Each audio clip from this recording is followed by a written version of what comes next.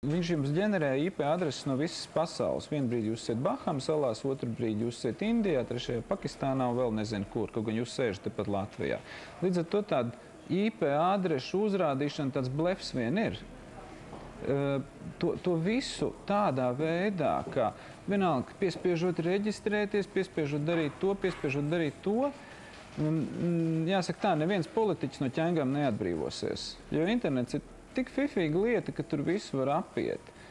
Vienīgais, kas ir iespējams, tas ir audzināt sabiedrību.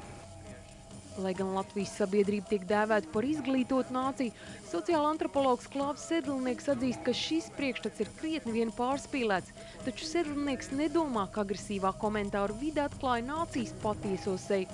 Tā parāda tikai to, kas notiek, ja tiek atlaists jebkuras bremzes. Tie komentāri, pēc tāda psihiatriska viedokļa iznāk kaut kas līdzīgs tādai psihopāta uzvedībai. Ja? Cilvēks, kurš pilnībā nerēķinās ar to, kādas tās sekas būs citam, jeb arī tā ļoti pragmatiski skatās, lai tur citam ierieptu.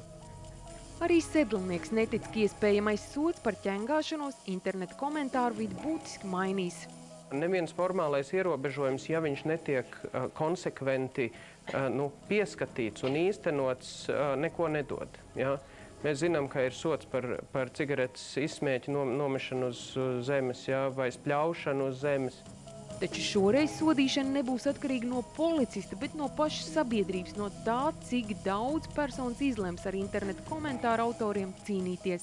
Es nedomāju, ka tas būs masveidā, jo vairāk tāpēc, ka atcerieties, pastāv tā milzīgā atšķirība starp viedokli un ziņu. Nevienam nav aizliegts internetā publiskot savu viedokli, lai cik nepatīkams tas nebūtu. Bet ir absolūti nepieņemami, ka tiek publiskotas apzināti nepatiesas ziņas par kādu cilvēku. Džintas Freimanis stāsts liecina, ka lēmums ieskatīties sejā anonīmajiem pārdarītājiem un uzdot jautājumu, kāpēc darīs brīnumu lietas. Tad, kad arī tika nopublicēts, kad es esmu vērsusies policijā, krasi, viss piebremzējās, man ļoti daudz sāk rakstīt draugos.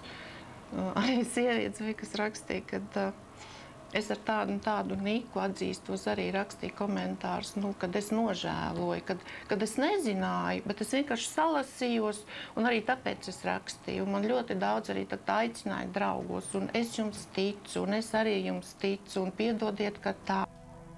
Pāris rindiņu ķengas komentāru autoriem var dārgi izmaksāt. Var pat nākties sēdēt cietumā, veikt piespiedu darbu vai maksāt naudas sodu līdz 80 minimālajām mēneša algām. Tiesa līdz šim nav neviena notiesājoša sprieduma saistībā ar godu un cieņas aizskaršanu internetu komentāros. Dats Goldman, Ulds Veiss, LNT. Ja jūs arī pievienojaties to pulkam, kas par šo tieslietu ministrijas iniciatīvu priekā berzē rokas, viss kārtībā. Tikai mums gribētos, lai tā nāktu kaut kā komplektā ar tiesu sistēmas efektivitāti. Jo citādi statistika par to, ko mēs stāstīsim topa 5. vietā, kļūs tikai vēl bēdīgāka.